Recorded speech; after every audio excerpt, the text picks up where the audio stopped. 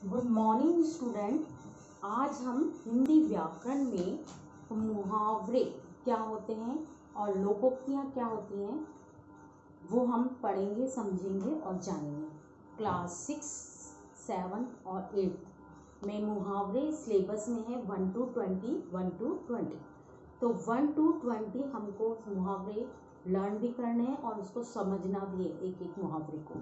मगर मैं आपको मुहावरे क्या होते हैं और कैसे उसको समझा जाता है, कैसे उसको लर्न करना होता है, मैं अभी इस वीडियो में एक्सप्लेन करूँगी क्योंकि ये आपके सिलेबस में है। तो मुहावरे, हिंदी व्याकरण में मुहावरे वो होते हैं जो एक वाक्य ना होकर एक वाक्यांश होते हैं और इनको लगाने से, इनका प्रयोग करने से, मुहावरों का प्रयोग वाक्यों में करने से हमारा जो वाक्य है बहुत ही प्रभावशाली और स्पष्ट बन जाता है। और इसको इन हिंदी को व्याकरण में वाक्यों को प्रभावशाली और सुंदर बनाने के लिए मुहावरों का प्रयोग किया जाता है। और इसी कारण हिंदी व्याकरण में कुछ मुहावरे व लोकोक्तियाँ हैं जो आपके 10th तक बोर्ड में आती हैं एग्ज़ाम में, जो आपको समझना है। और मुहावरे जो हैं, जैसे कि मैंने कहा पानी पानी होना, यानी कि आप समझ रहे होंगे मैम बोल रहे हैं पानी पानी होना, यानी बर्फ़ जो है पिघल कर पानी पानी हो गई। इसका तो शब्दों में अर्थ तो ये है कि पानी पानी होना, यानी कि पानी जो है निकल रहा है कहाँ से, पिघल करके बर्फ़ पिघल रही है तो इसलिए पानी निकल रहा है, तो ये पानी पानी होना। मगर ये नहीं है, मुहावरे का इसमें शाब्दिक यानी इसमें इस मुहावरे का अर्थ है पानी पानी होना, यानी कि लज्जित होना, शर्म आना। तो इसका वाक्य हम वाक्य में प्रयोग कैसे करेंगे इस मुहावरे को कि रिया जो है, रिया की चोरी पकड़ी गई तो वह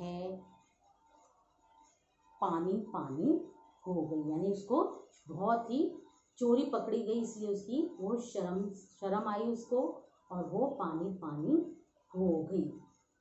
यानी कि रिया जो है उसकी चोरी पकड़ते ही कि उसको पता चल गया कि मेरी चोरी पकड़ में आ गई है, तो वो उसको शर्म आई, यानी कि वो पानी पानी हो गई, यानी कि वो लज्जित हुई, शर्म आई उसको तो वो पानी पानी हो गई। मगर पानी पानी का अर्थ ये होता है कि आप सोचेंगे, आपके माइंड में यही जाएगा कि पानी पानी ये है कि बर्फ़ पिघली और पानी हुई, मगर नहीं, मुहावरा है। इस तरह से मुहावरे जो है हिंदी व्याकरण में प्रयोग किए जाते हैं वाक्यों के अंदर। अब वाक्यों के शुरू में भी कुछ मुहावरे जो हैं वाक्यों के शुरू में लगाए जाते हैं, कुछ मुहावरे वाक्यों के बीच में और कुछ मुहावरे वाक्यों के अंत में। जैसा वाक्य हम बनाते हैं ना अपने दिमाग से सोच के, उसी प्रकार से मुहावरे का प्रयोग किया जाता है।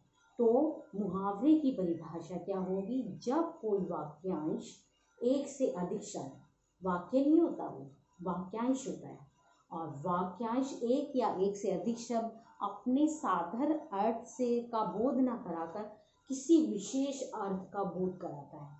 यानी कि जैसे कि मैंने उदाहरण दिया पानी पानी होना, यानी कि आपका ये साधारण अर्थ ये है कि बर्फ़ पिघली और पानी पानी हो गई, मगर ये नहीं है। मैंने कहा था पानी पानी मुहावरे का अर्थ है यानी कि लज्जित होना, तो एक विशेष अर्थ प्रकट कर रहा है, दिख रहा है, बता रहा है, तो हम इसको बोलेंगे मुहावरा।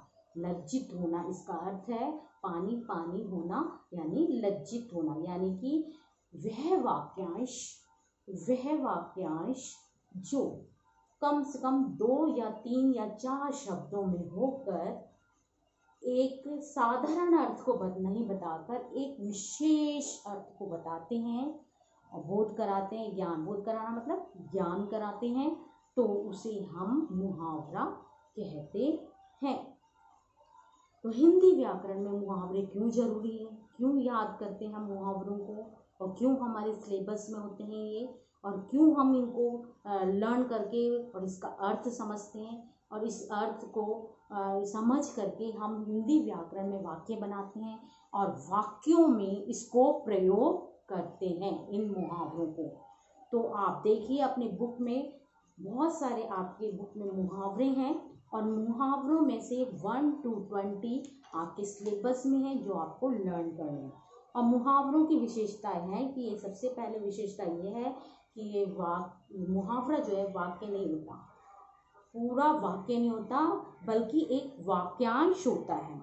इसका प्रयोग हम स्वतंत्र रूप से नहीं कर सकते क्योंकि इसका स्वतंत्र रूप में कोई मतलब नहीं है। इसका प्रयोग बल्कि हम प्रारंभ में, वाक्य के बीच में, अंत में, कहीं भी कर सकते हैं जहाँ पर आपको उपयुक्त लगे कि हमें हमारा वाक्य सही और शुद्ध इस प्रकार से बनेगा जब हम वाक्य का प्रयोग करेंगे। और इसका अपना एक विशेष अर्थ होता है। वैसे जैसे कि मैंने बताया पानी पानी होना, यानी कि आपके दिमाग में यही आएगा पानी पानी, जगह जगह पानी पानी हो रहा है, बर्फ़ पिघल रही है, या तो फिर आप इसका विशेष अर्थ ये है कि लज्जित होना। तो इसका विशेष अर्थ होता है। मुहावरे का तीसरी विशेषता ये है। और मुहावरे का प्रयोग क्यों करते हैं? मुहावरे का प्रयोग इसलिए करते हैं कि हिंदी व्याकरण में हमारी जो भाषा है सुंदर, सरल और स्पष्ट, प्रभावशाली बने। और भाषा को प्रभावशाली बनाने के लिए हम मुहावरों का प्रयोग करते हैं। जैसे कि उदाहरण एक और देती हूँ मैं आपको कि ऊंची अंगूठा दिखाना, मुहावरा है अंगूठा दिखाना, यानी कि स्पष्ट इनकार करना, यानी कि मना कर देना। जब कोई व्यक्ति आपको काम करने के लिए मना करता है तो वो अंगूठा दिखाना। तो अंगूठा दिखाने का मतलब तो ये भी सोच सकते हैं आप चिढ़ाना, मगर हिंदी व्याकरण में इसका अर्थ है कि ये साफ इनकार कर देना। तो हम इसका वाक्य में प्रयोग कैसे करेंगे? जब मैंने गरिमा से सहायता मांगी तो उसने मुझे अंगूठा दिखा दिया। अंगूठा दिखाना, यह आपका अंगूठा है और आप इसको ऐसे कर देते हैं, यानी कि साफ इनकार करना। यानी कि हिंदी व्याकरण में इसका अर्थ है मुहावरा है ये अंगूठा दिखाना का अर्थ स्पष्ट करो और वाक्य में इस मुहावरे को वाक्य में प्रयोग करो। तो हम कैसे करेंगे? इसका अर्थ लिखेंगे साफ इनकार करना, और दूसरा इसका वाक्यों में प्रयोग करने के लिए हम एक अपने दिमाग से, अपने माइंड से वाक्यों को याद करने की जरूरत नहीं है। और वाक्य जब हम याद नहीं करेंगे तो अपने दिमाग से सोच के बनाना है। आपको क्या सोच के बनाना है कि गरिमा ने काम करने से इनकार करा, अंगूठा दिखा दिया, यानी कि मैंने गरिमा से सहायता मांगी तो उसने अंगूठा दिखा दिया। यानी कि जो मुहावरा है वो वाक्य के अंदर प्रयोग में लाना चाहिए। तो आपको समझ में आ गया कि अंगूठा दिखाना यानी साफ इनकार करना। इस प्रकार से आपके बुक में काफ़ी सारे मुहावरे हैं और जिनका अलग अलग अर्थ है, और उन मुहावरों में से 1 to 20 जो है आपको लर्न करना है। 1 to 20 में से मैं आपको एक दो आपको एक्सप्लेन कर देती हूँ। जैसे कि अंधे की लाठी होना। अंधे की लाठी होना, अंधा व्यक्ति है, उसके पास लाठी है, साधारण शब्दों में ही अर्थ है, मगर व्याकरण के अर्थ में यानी कि ज्ञान कराता है, क्या बोध कराता है इसका अर्थ कि असहाय व्यक्ति को एकमात्र सहारा, यानी कि अंधे का सहारा कहाँ क्या है?